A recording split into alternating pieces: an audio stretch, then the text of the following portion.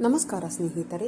ಯಾರು ಸಮಯ ಸಾಧಕರಾಗಿ ಒಬ್ಬ ವ್ಯಕ್ತಿಯನ್ನು ಮೋಸ ಮಾಡುತ್ತಾರೋ ಅವರ ಮೋಸಕ್ಕೆ ಸಮಯವೇ ಒಂದು ದಿನ ಅವರಿಗೆ ತಕ್ಕ ಪಾಠ ಕಲಿಸುತ್ತದೆ.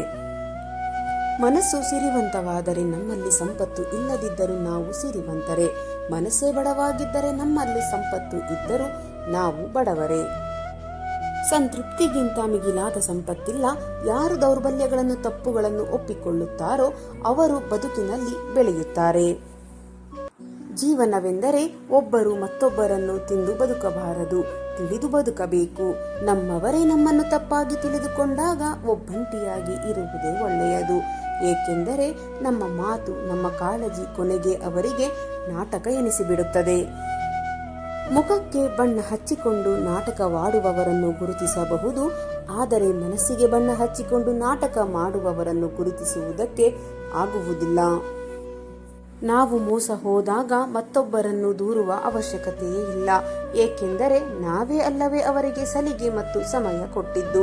ಬಲವಂತವಾಗಿ ಜೀವನದಲ್ಲಿ ಯಾರನ್ನು ಉಳಿಸಿಕೊಳ್ಳಲು ಪ್ರಯತ್ನ ಪಡಬೇಡಿ. ಸ್ನೇಹ ಸಂಬಂಧ ಬೇಕೆನ್ನುವವರು ಕಾರಣ ಇಲ್ಲದೇ ಇದ್ದರೂ ಜೊತೆಯಾಗಿಯೇ ಇರುವರು. ಯಾರಿಂದಲೂ ಏನನ್ನು ನಿರೀಕ್ಷಿಸಬೇಡಿ. ಈ ನಿರೀಕ್ಷೆ ಎನ್ನುವುದು ಮನುಷ್ಯನ ಸಂತೋಷವನ್ನು ಹಾಳು ಮಾಡುತ್ತದೆ. ನೀವು ಇನ್ನೊಬ್ಬರ ಜೀವನದಲ್ಲಿ ಎರಡನೇ ಆಯ್ಕೆ ಆಗಬೇಡಿ. ನಿಮ್ಮನ್ನು ನಿರ್ಲಕ್ಷ್ಯ ಮಾಡುವವರ ಬಗ್ಗೆ ಯೋಚನೆ ಮಾಡಿ.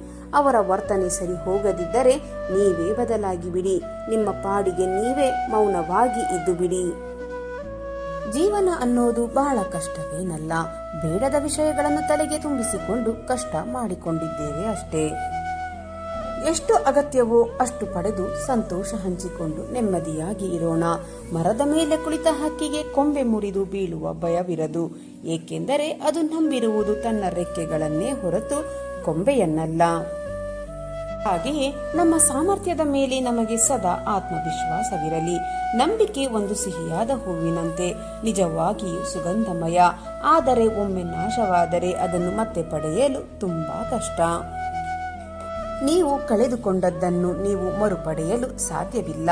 ಆದರೆ ನೀವು ಕಳೆದುಕೊಂಡ ವಿಷಯಗಳ ಬಗ್ಗೆ ದುಃಖಿಸುವುದನ್ನು ನಿಲ್ಲಿಸಿದರೆ ಭವಿಷ್ಯದಲ್ಲಿ ನೀವು ಗೆಲ್ಲಬಹುದು. ಇವತ್ತು ನಮ್ಮನ್ನು ನೋಡಿ ನಗುವ ಜನಗಳು ಮುಂದೆ ನಮ್ಮಂತೆಯೇ ಪರಿಸ್ಥಿತಿ ಅವರಿಗೂ ಬಂದೇ ಬರುತ್ತದೆ. ಇವತ್ತು ಸಮಯ ಅವರದ್ದೇ ಇರಬಹುದು, ನಾಳೆ ನಮ್ಮದ್ದಾಗಿರುತ್ತದೆ. ನೆನಪಿರಲಿ, ಕಾಲ ಯಾರ ಸ್ವತ್ತೂ ಅಲ್ಲ. ಪ್ರತಿಯೊಂದು ಕತ್ತಲೆಯ ಮನೆಗೂ ಬೆಳಕಿನ ದಾರಿಗಾಗಿ ಒಂದು ಕಿಟಕಿ ಇರುತ್ತದೆ. ಅದೇ ರೀತಿ ನಮ್ಮ ಕಷ್ಟದ ಜೀವನದಲ್ಲೂ ಸುಖದ ದಾರಿಗಾಗಿ ಒಂದು ದಾರಿ ಇದ್ದೇ ಇರುತ್ತದೆ. ಈ ಸ್ಫೂರ್ತಿದಾತರು ಕಾಲೆಳೆದವರೇ ನನಗೆ ಶಕ್ತಿದಾತರು, ನಮಸ್ಕಾರ ಮಾಡಿದವರೇ ನನಗೆ ಪುರಸ್ಕೃತರು. ಜೀವನದಲ್ಲಿ ನಮಗೆ ಎರಡು ಆಯ್ಕೆಗಳಿವೆ. ಒಂದು ಒಪ್ಪಿಗೆ, ಎರಡು ಬದಲಾವಣೆ. ಯಾವುದನ್ನು ಬದಲಾಯಿಸಲು ಸಾಧ್ಯವಿಲ್ಲವೋ ಅದನ್ನು ಒಪ್ಪಿಕೊಳ್ಳಬೇಕು. ಯಾವುದನ್ನು ಒಪ್ಪಲು ಸಾಧ್ಯವಿಲ್ಲವೋ ಅದನ್ನು ಬದಲಾಯಿಸಬೇಕು. ಬದಲಾವಣೆಗಾಗಿ ಕಾಯದಿರಿ. ಬದುಕೆಂಬುದು ನಿಂತ ನೀರಾಗಬಾರದು, ಹರಿಯುವ ನೀರಾಗಬೇಕು. ಹಾಗೆಯೇ ಪರಿಸ್ಥಿತಿಗೆ ಹೊಂದಿಕೊಂಡು ನಾವು ಬದಲಾವಣೆಯಾಗಬೇಕು. ಆ ಬದಲಾವಣೆಗಾಗಿ ನಾವು ಕಾಯುತ್ತಾ ಕೂರಬಾರದು. ಬದಲಾವಣೆಯು ಈ ಜಗದ ನಿಯಮ. ಜೀವನ ನಾವು ಅಂದುಕೊಂಡಂತೆ ಸುಖಕರವಾಗಿರುವುದಿಲ್ಲ. ಬದುಕಿನಲ್ಲಾಗುವ ಬದಲಾವಣೆಗಳು ಸದ್ದಿಲ್ಲದೆ ನಮ್ಮ ಜೀವನ ಶೈಲಿಗೆ ಬದಲಿಸಿ ಬಿಟ್ಟಿರುತ್ತವೆ. ನೀನು ನೀನಾಗಿಯೇ ಇರು. ಯಾರ ಬಲವಂತಕ್ಕೂ ಯಾರ ಒತ್ತಾಯಕ್ಕೂ ಬದಲಾಗಬೇಡ.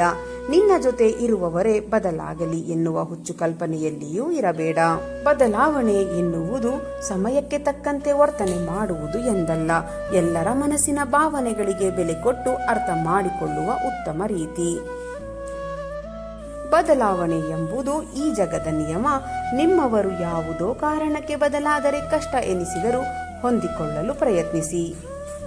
ಏಕೆಂದರೆ ಬದಲಾದದ್ದು ನಿಮ್ಮವರು. ಯಾವಾಗ ಅದು ಬದಲಾವಣೆಯಿಂದ ಅಸಡ್ಡೆಗೆ ಹೋಗುತ್ತದೆಯೋ ಆಗ ನಿಮ್ಮವರು ಹೋಗಿ ನೀವು ಮಾತ್ರ ಉಳಿದುಕೊಳ್ಳುತ್ತೀರಿ. ಆಗ ಅವರಿಗೆ ಅರಿವಾಗದಂತೆ ದೂರ ಬಂದುಬಿಡಿ. ಏಕೆಂದರೆ ಕೊನೆಯಲ್ಲಿ ಉಳಿಯುವುದು ನೀವು ಮಾತ್ರ. ಪ್ರೀತಿ ಎಂಥವರನ್ನು ಬೇಕಾದರೂ ಬದಲಾವಣೆ ಮಾಡುತ್ತದೆ. ಅದೇ ರೀತಿ ಹಣ ಮತ್ತು ಅಂತಸ್ತು ಕೂಡ ಎಂಥವರನ್ನು ಬೇಕಾದರೂ ಬದಲಾವಣೆ ಮಾಡುತ್ತದೆ.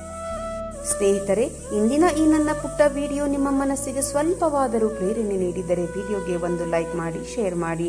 ನಿಮ್ಮ ಅಭಿಪ್ರಾಯವನ್ನು ಕಮೆಂಟ್ ಬಾಕ್ಸ್ನಲ್ಲಿ ಹಂಚಿಕೊಳ್ಳಿ. ನನ್ನ ಪ್ರಯತ್ನ ನಿಮಗೆ ಇಷ್ಟವಾಗಿದ್ದರೆ ದಯವಿಟ್ಟು ಈಗಲೇ ನನ್ನ ಚಾನೆಲ್ ಅನ್ನು ಸಬ್ಸ್ಕ್ರೈಬ್ ಮಾಡಿಕೊಳ್ಳಿ. ಮತ್ತೆ ಮುಂದಿನ ವಿಡಿಯೋದಲ್ಲಿ ಇದೇ ರೀತಿಯ ಹೊಸ ಮೋಟಿವೇಶನಲ್ ಮಾಹಿತಿಯೊಂದಿಗೆ ಭೇಟಿಯಾಗೋಣ. ಅಲ್ಲಿಯವರೆಗೆ ಸಕಾರಾತ್ಮಕವಾಗಿ ಯೋಚಿಸಿ ಸಂತೋಷವಾಗಿ ಬಾಳಿರಿ. ಧನ್ಯವಾದಗಳು.